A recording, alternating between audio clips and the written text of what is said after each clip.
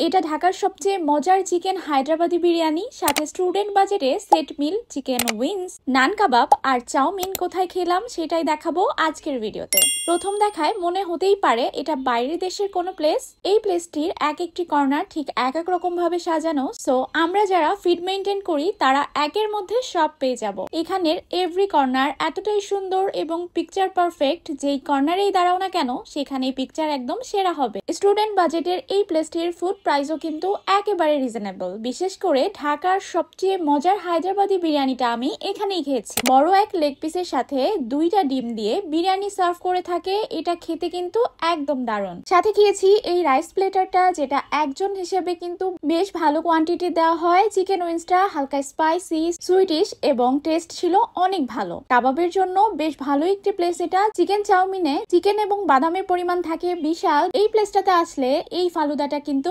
একেবারেই মিস করবেন না। প্লেসটির নাম হচ্ছে ড্রিম ক্যাফে, যেটা মিরপুরের প্রাইম ইউনিভার্সিটির একদম অপোজিটে। ভার্সিটির অপোজিটে হয় এটা মিরপুরের বাজেট ফ্রেন্ডলি সুন্দর রেস্টুরেন্টের মধ্যে কিন্তু একটি। আল্লাহ হাফেজ।